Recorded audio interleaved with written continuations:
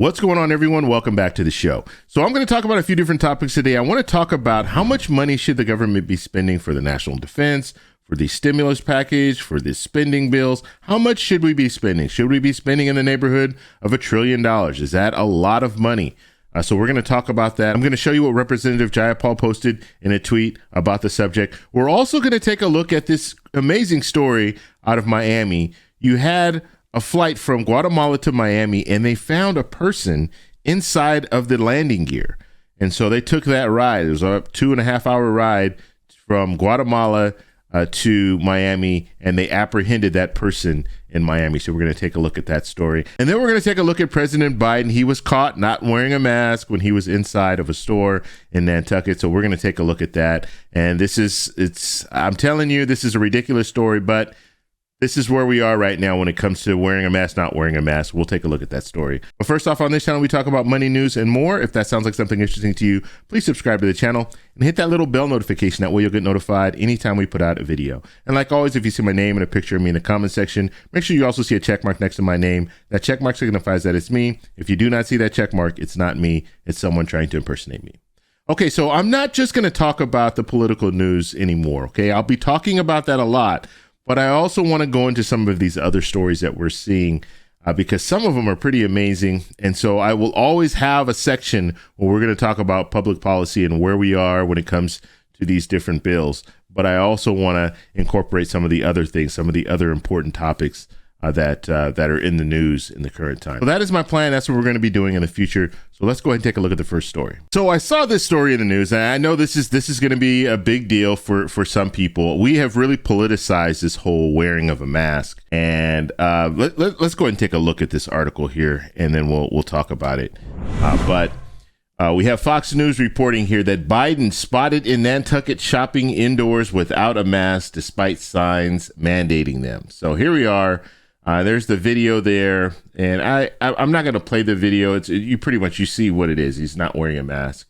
Now, the situation here, and it explains this in the article. He was drinking something, I guess, at the time, and you know how things are. When you're drinking or when you're eating, you pull your mask down and you eat or drink, and then you put the mask back up. And when you're at a restaurant, I mean, this is how crazy it is and how crazy it's gotten. I mean, you wear the mask to go into the restaurant, but once you sit down, you take the mask off because you're going to be eating.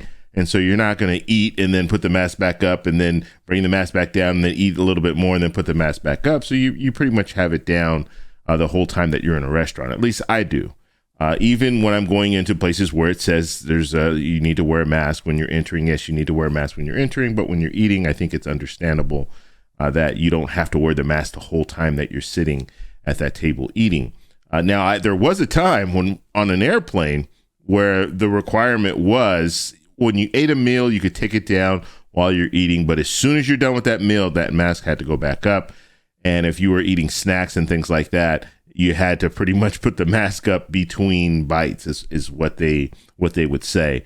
So in this situation here, you got President Biden here with the mask down. You see he does have a mask around his neck, but it's not over his mouth. And so, of course, this is going to really upset some people who don't want to wear a mask. And I think for the most part, none of us want to wear a mask. I don't want to wear a mask, but I do. And I do this out of the courteous of others. I mean, this is a situation where, like, when you cover your mouth when you cough, when you cover your mouth when you sneeze or when you yawn, same thing, right? I don't want people getting my germs, so I'm trying to be conscientious of other people around me. And so the situation we're wearing a mask, we obviously know that this is it's now a political issue, and I think it's ridiculous. But nonetheless, I want to know what you guys think about this whole thing. Do you think this is going to be big news now? I mean, this just happened over the weekend, so now are we going to see a lot more of this where they're going to be following President Biden around and trying to see if he's not wearing a mask and just making it a real big political story when the reality is, I don't think it should be. I really don't. But I want to know what you guys think about this. So in the comment section, let me know down below. So here's another story that caught my attention. And let me show you this story here. There there was a stowaway found in plane's landing gear compartment at the Miami airport. So you had a person that was in the landing gear compartment of a 737, a plane coming from Guatemala, and it landed in Miami. So, I mean, this is just crazy. And it appears that this person was trying to leave or, migrate to the U.S., basically got inside of the landing gear compartment and was trying to get that ticket to the U.S. And I guess he was going to try to sneak out as soon as everyone left the plane. He was going to try to sneak out and I don't know. That's airports are some of the most secure places. Well, at least in the U.S., are some of the most secure places. If not the securest place, well, not the.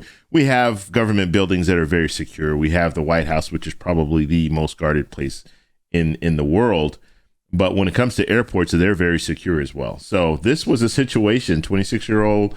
I'm assuming it was a Guatemalan individual. Got in this compartment, and it took the 2-hour ride. I think it was a 2 hours and 37 minutes.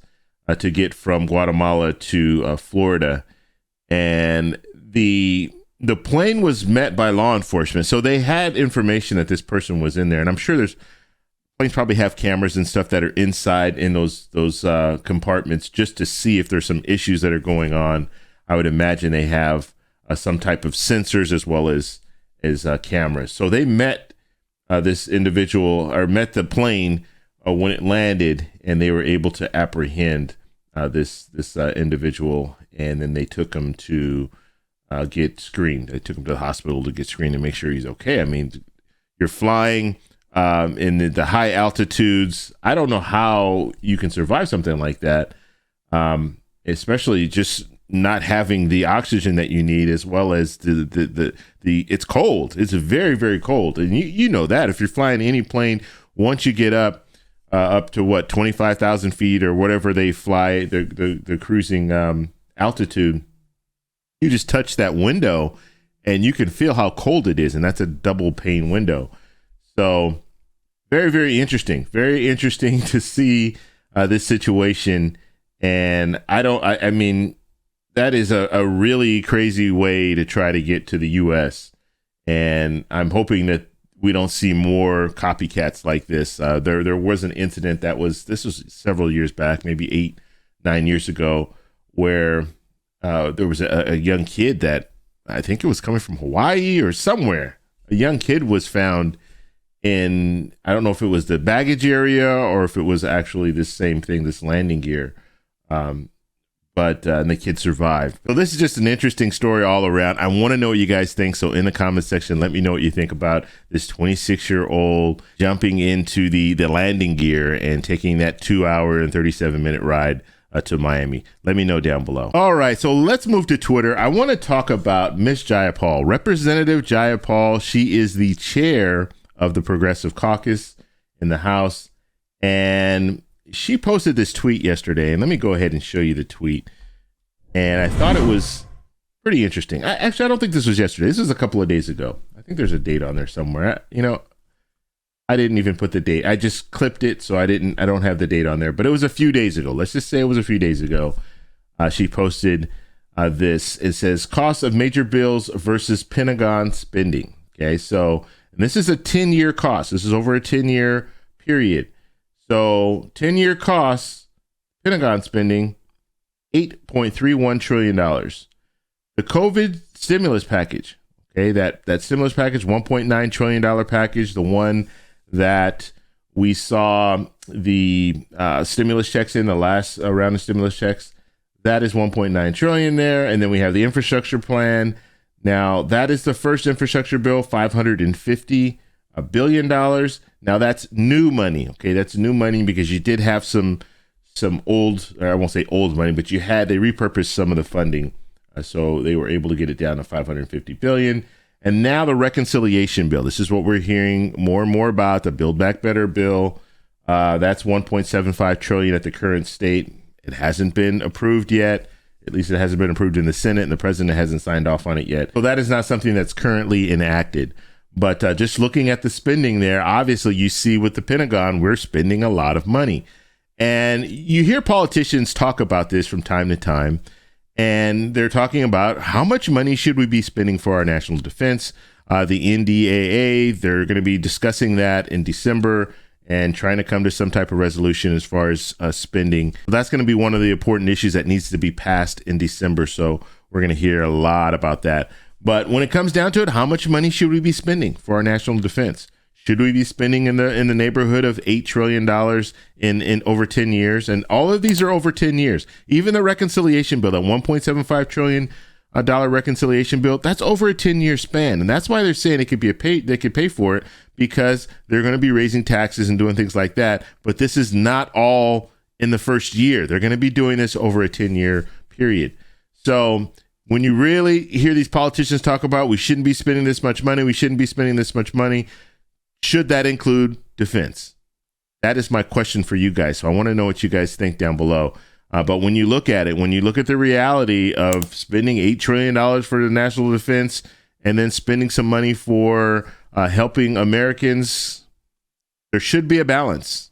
That's the way I feel. There should be a balance. You shouldn't just spend all your money for national defense and then say, oh, we don't have any more money because we're spending it all in national defense. And that money, a lot of that money is just being added to the debt. And when you look at the countries, some of the countries that we occupy, that's where a lot of our money is going. And so when we spent 20 years in Afghanistan, guess what? That cost a lot of money. And what did we get in return? Not much, right? We didn't get much in return. So I'm all for spending money for our national defense, but I also think that there needs to be a balance, and the American people should be getting some of their money back.